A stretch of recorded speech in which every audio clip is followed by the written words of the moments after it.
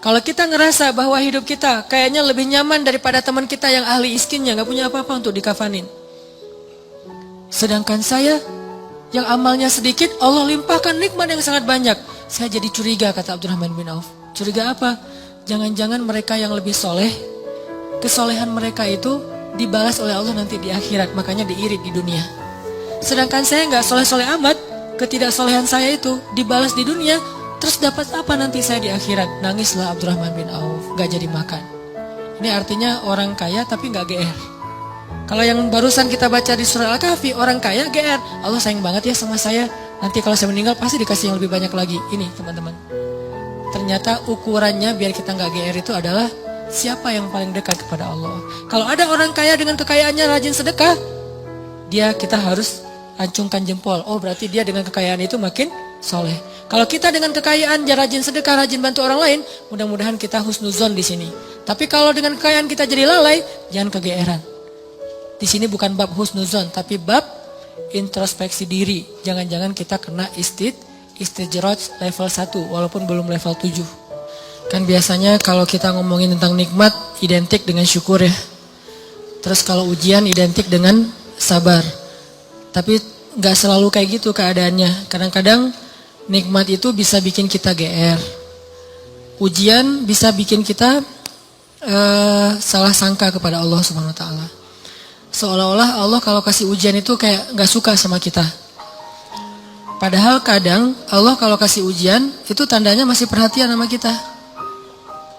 Kenapa tuh perhatiannya ngasih ujian?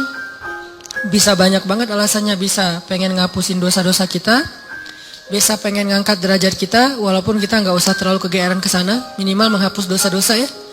Bisa juga emang mungkin hanya dengan cara dikasih ujian kita rajin beribadah. Dan itu kita banget kayaknya tuh. Kalau lagi banyak masalah, tahajudnya rajin. Mendekati ujian nasional, tahajud nggak tinggal selama sebulan.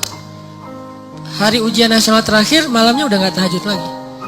Kan kita banget nih. Nah orang yang tipenya kayak gini kadang emang cara untuk biar dekat ke Allah emang dikasih ujian. Makanya jangan jadi tipe kayak gitu.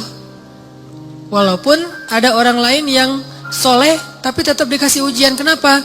Karena Allah Subhanahu wa taala benar-benar pengen lebih dekat sama dia. Makanya Nabi bilang asyadun nas balaan al-anbiya summa sholihin.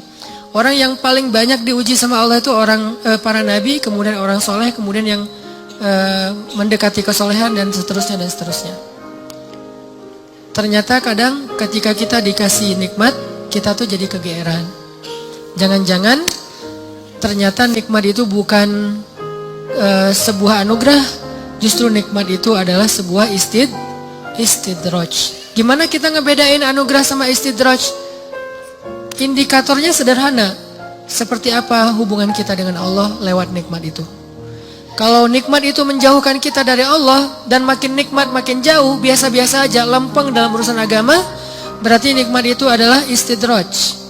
Kalau nikmat itu bikin kita makin bersyukur, bentuk syukurnya bisa makin dekat ke Allah dalam bentuk ibadah, bisa juga makin banyak manfaatnya ke orang lain dengan berbagi, berarti nikmat itu adalah anugerah. Dua-duanya nikmat, karena dua-duanya dinikmati. Tapi ada anugerah, fadl, ada juga istidraj.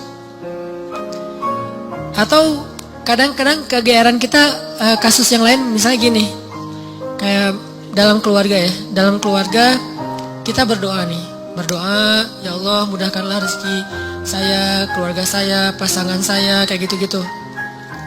Atau anak kita sakit, terus kita berdoa ya Allah sembuhkanlah anak saya.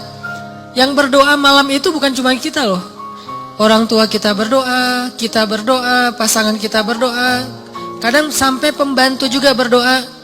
Tiba-tiba Allah kasih kita nikmat lewat doa ini. Misalnya anak sembuh, misalnya kita lulus ujian, misalnya dapat kerjaan. Terus kita tiba-tiba kegeeran. Ya doa saya diijabah banget ya. Di sini nih kegeerannya nih. Apa ini enggak husnuzon Ustaz? Husnuzonnya kalau Allah maha baik ya, mau mengijabah doa orang yang tidak layak diijabah. Ini husnuzon. Kalau kegeeran, ya alhamdulillah saya orangnya layak diijabah doa ya. Doa saya itu cepat banget diijabah. Lu baru semalam doa, hari ini udah ijabah. Kalau yang diomongin adalah kitanya, itu kegeeran. Kalau yang diomongin adalah kebesaran Allahnya, itu namanya Husnuzon bagian dari tahadus bin ni'mah. Wa amma bi ni'mati rabbika fahaddis. Yang dibicarain tuh bukan kita, tapi Allahnya. Atau kalau mau lebih nggak GR lagi, kita berhusnuzonnya bukan cuman ke Allah. Allah maha baik plus, oh ini kayaknya ada doa di dalam keluarga saya nih yang diijabah oleh Allah. Bisa doa ibu, bisa doa ayah, bisa doa pasangan, bisa doa bahkan pembantu yang kita nggak tahu diam-diam dia mendoakan kita. Jadi bukan kitanya yang hebat, yang keren, yang soleh, tapi ada orang lain di sekeliling kita yang soleh kemudian mendoakan sehingga memudahkan urusan kita. Sama kayak dalam dakwah, misalnya saya dengan teman-teman bikin pemuda hijrah nih. Pemuda hijrah ini dulu taklimnya 3 tahun yang lalu paling banyak cuma 30 orang. Selama 8 tahun. Tiba-tiba alhamdulillah Allah berikan keberkahan, jadi rame. Kita jadi bareng-bareng sekarang, ada ribuan orang misalnya.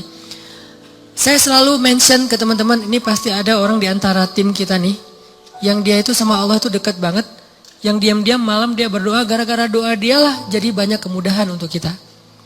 Bukan, mungkin yang doa semua ikut berdoa, saya berdoa, teman-teman semuanya berdoa, cuman jangan kegeeran, ya alhamdulillah ya, saya baru doa kemarin, sekarang udah diijabah.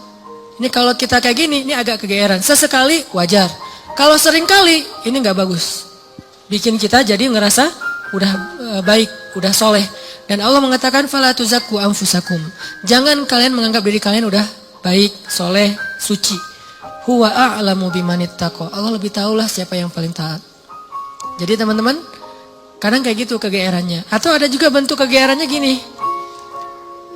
Dia jomblo. Udah gitu, ngelamar cewek, hafizah 30 juz. Dia tuh belum bisa baca Quran, baru hijrah, tapi diberikan istri, hafizah 30 juz. Atau sebaliknya, dia cewek baru berhijab banget, diberikan suami, hafiz 30 juz. Udah gitu dia kegeeran, wah berarti saya udah pantas buat dia nih. Atau dia pantas buat saya. Enggak, jangan-jangan Allah sengaja ngasih kita pasangan yang soleh banget, karena cuma dia yang bisa menghijrahkan kita dan memperbaiki kita. Kalau dikasih yang tanggung-tanggung, ntar lepas lagi nih. Makanya dikasih yang gak tanggung-tanggung. Sekalian aja yang paling soleh, yang paling taat, yang paling berwawasan agama luas, sehingga kita disuruh belajar ke dia. Bisa kayak gitu. Padahal yang datang ke dia itu banyak. Ada yang sama-sama hafiz. Kenapa yang lebih baik dari kita hafiz gak diterima? Karena udah sama-sama soleh. Terus siapa lagi yang perlu diperbaiki kan? Bisa jadi kita justru ketemu dengan orang yang keren, karena Allah pengen memperbaiki kita dengan lewat orang itu. Ini biar kita gak kegeeran. Ustadz, kenapa sih harus gitu-gitu amat? Karena itulah sifat orang yang beriman.